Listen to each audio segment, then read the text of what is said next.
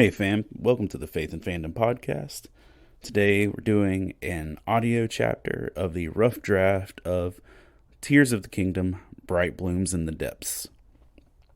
You'll be able to find a print version of this over at faithandfandom.org, and you can also pick up the print version and copy once the book is published later this year. Here we go. The Zelda franchise has constantly been skilled in reinvention and rejuvenation. Zelda, Link, and Ganon have been living out a similar story since I was in kindergarten, yet it still is made fresh every few years. They usually accomplish this by adding a new element or twist on the story that makes the gameplay more dynamic. The additions work for revival, but that doesn't mean I like them. The Water Temple in Ocarina, hate it. Wolf, Link, and Twilight Princess? Not a fan. The Time Limit in Majora? Nope. The Sea Travel in Wind Waker? Here's the thing. These were all really well done, and well executed. I just didn't necessarily enjoy them as much. Maybe the challenge, maybe the stress, maybe I'm just not a fan of water. Who knows? I've appreciated them all, but even if I didn't enjoy them. That, of course, until we got to the depths. Bump that. When I started seeing advertisements for Tears of the Kingdom long before the game dropped, most of what I was seeing was the new element of being in the sky. I thought, cool, they're just giving us a more polished feature of Skyward Sword. But the literal first thing you do in Tears of the Kingdom is start plunging your way downward into a gloom-filled darkness before all Hyrule breaks loose. The depths are my least favorite addition to the Zelda franchise.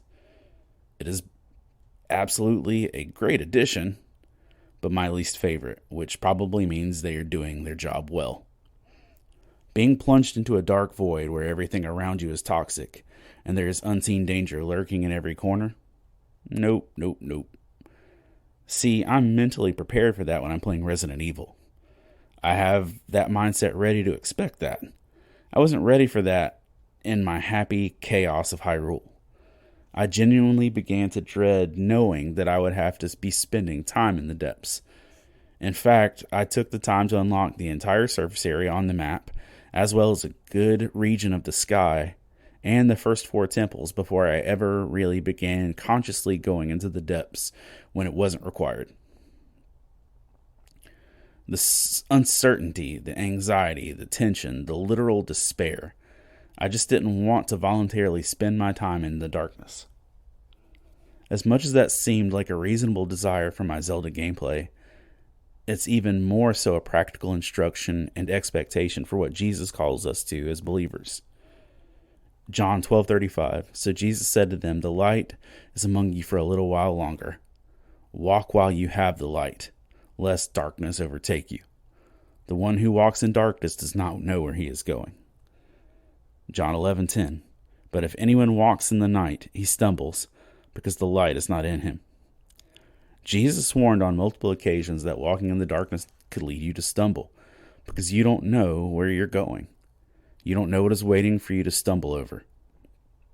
And in Tears of the Kingdom, if you just go roaming in the depths without light present, you could stumble into a small fort of monsters, a pit of gloom, bosses from previous temples, some enormous frog creature you've never seen before, or even a gloom-infested Lionel. Listen, you can't imagine the scream that came out of me the first time I ran across a Lionel in the depths caked in the vibrant red of the gloom. Because I was enveloped in the darkness of the depths, I was always subject to danger of what lurked there. The darkness of this world isn't as visually and atmospherically dramatic as what lies in the depths, but it truly is just as evil and malevolent.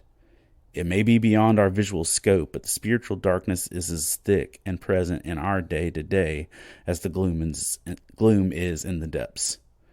We may not be stumbling over literal monsters here, but we are stumbling over sinful nature of man, the self-indulgent depravity of our hearts, and the bitter rejection of all things related to God, Jesus, repentance, and salvation. Factor in temptation and spiritual warfare, And the darkness is just not somewhere we have any business traipsing through without help, which is why we have to choose to bring light into the darkness we face. I can be a stubborn game player. In my first time in the depths, I was too overwhelmed to remember to use Brightblooms. Just like the first time I fought the small assembly of phantom cannons in Hyrule Castle, I stood there and panicked as I watched my friends be swallowed up by the gloom. I saw the darkness and froze. We do the same spiritually. We see darkness, we see evil, and we freeze. That is not what Christ called us to do.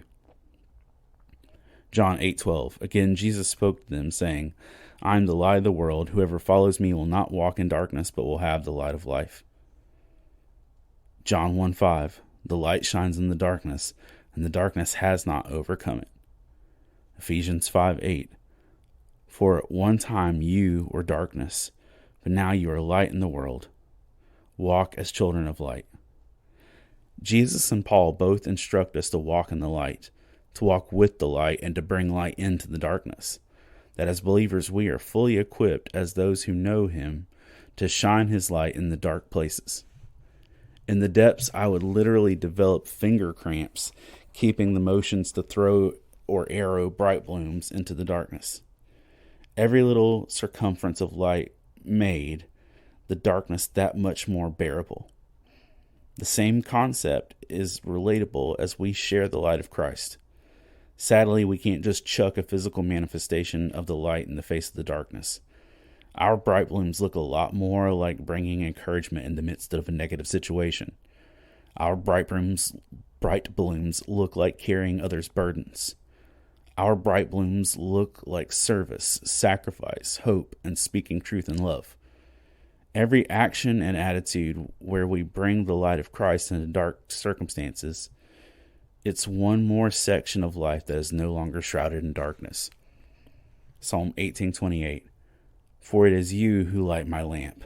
The Lord my God lightens my darkness. One of my favorite moments of just pure enjoyment was riding the light dragon down into the depths and literally throwing off dozens and dozens of Brightblooms off its back as it scoured through the depths. I littered the dark ground with light like confetti. Every little speck of light made the darkness less intimidating. That is incredibly helpful because it's a lot easier to move forward when you aren't completely encased in darkness, in life and in game. I think that's a place we all find ourselves, surrounded in darkness, looking for a light of hope. In the depths, as I stare at my screen in the haze of dark, dusty particles with a faint red glowing death on the ground, there's nothing more beautiful than a light root in the distance. In the darkness, it's a beacon of hope. It's a reminder that I'm not lost, that I'm not alone, and if I can just make it to that place of light, things will be better, even if it's momentarily. That's what we as Christians and the church are called and declared to be. Matthew 5:14-16. You are the light of the world. A town built on a hill cannot be hidden. Neither do people light a lamp and put it under a bowl. Instead, they put it on a stand, and it gives light to everyone in the house. In the same way, let your light shine before others, that they may see your good deeds and glorify your Father in heaven. The deactivated light roots are like lights being hidden. They have the ability to light up the whole region, but have been reduced to a faint glow, allowing darkness to creep ever closer. We see this in our own lives when we water down our faith or our commitment to our faith for social and circumstantial situations. We see it in churches when we reduce our existence to social organizations that provide activities and services, but limit the presence of God or the gospel to be spoken freely. There are, of course, times when we need to be wise when we are choosing how brightly we shine. Colossians 4:5-6 says, Be wise in the way you act towards outsiders. Make the most of every opportunity. Let your conversation always be full of grace, seasoned with salt, so that you may know how to answer everyone. You wouldn't go shooting a Brightbloom arrow directly into a horde of gloom-infested monsters that you aren't prepared for.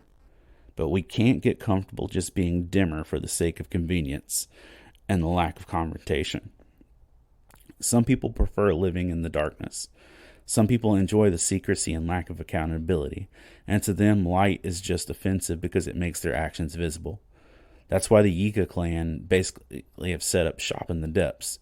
They can do their wickedness without fear of being seen, and every bright bloom or light root makes it that much harder for them to do as they desire.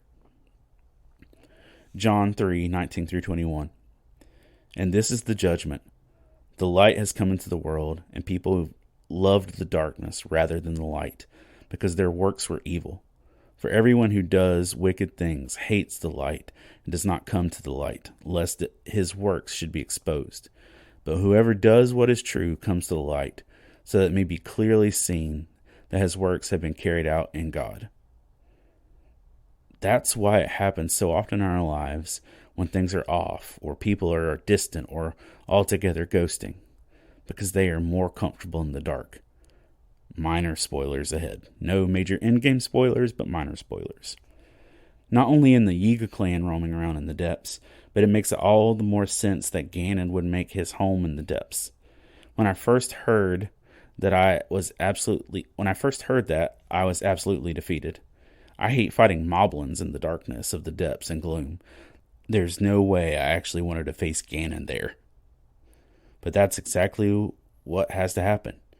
You descend below Hyrule Castle and the broken remains of the castle's subterranean, monster-infested levels until you reach Gloom's origin and come face to face with Ganon. He then begins the villain monologue saying how disappointing. This world should be shrouded in darkness, not bathed in insufferable light. Now, I doubt the people we interact with on a daily basis are going to express their desires in such Bond-villain dialogue. But if we are left to our own devices, most people would rather dwell in the darkness so they can operate without accountability, responsibility, shame, guilt, or disappointment.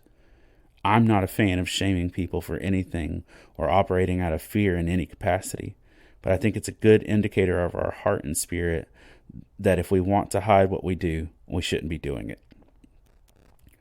Link's role isn't just to light up the depths for his convenience, but rather that his role is to eliminate the darkness that has control over his region and those in it. Because where there is light, there is freedom. When Jesus called Paul, Jesus gave him this instruction in Acts chapter 26, verses 16-18. Now get up, stand on your feet. I have appeared to you to appoint you as a servant and as a witness of what you have seen and what will see of me. I will rescue you from your own people and from the Gentiles. I am sending you to them to open their eyes and to turn them from the darkness to light and from the power of Satan to God, so that they may receive forgiveness of sins and a place among those who are sanctified by faith in me. Jesus knew that even though people willingly embraced the darkness, that there was no true life for them there, and that he wanted them to be free from it. He sent Paul into the depths of the culture of their time, like Link descended into the depths of Hyrule, and like you and I are sent into the world we live in now, to bring light into dark places, because in that light is where we find life and hope. 1 John 1:7. But if we walk in the light as he is in the light, we have fellowship with one another, and the blood of Jesus, his son, purifies us from all sin. 2 Corinthians 4:6. For God, who said, "Let light shine out of darkness," made his light shine in our hearts to give us the light of the knowledge of God's glory displayed in the face of Christ. I just finished the main storyline of Tears of the Kingdom yesterday. It was beautiful. But I finished the story before I finished illuminating the depths. I know that it's just a game and I have no real responsibility to do so, but I'm completely going to pick up my Switch back up at some point soon and make sure I completely illuminate the depths with all the light roots. I'm going to let it be a reminder that my world doesn't belong in the darkness, that as long as I have the ability to do so, I should bring light where I can. So this was the rough draft of this chapter. You'll see the more polished version in the final product in Faith and Fandom's 9th book in the series. And before I go, I want to take a moment to thank our Patreon supporters. Jonathan Herman, Ron Poteet, Tesh Norton, Scott Ward, Alicia Benson, Candace Davis, Jay Sheed, Jillian, Jason Crutchfield, Mike Perna, Todd Turner, John Jacobs, Zach Harris, Caleb Grimm, Jeanette Skaggs, Chris Poirier, Jason Bullock, Christina Ray, Sarah Lewis, Rebecca Godlove, and Adam Davis. Thank you all so much for being our Patreon supporters and for joining in this capacity. And I just appreciate you. You help make all of this possible. And thank you for just standing by us in all these times. If you have any desire to be a Patreon supporter, you can head over to patreon.com/faithandfandom. And you can also head over to faithandfandom.org for print chapters and more information on all that we do. Thank you, and hope to see you at a con soon.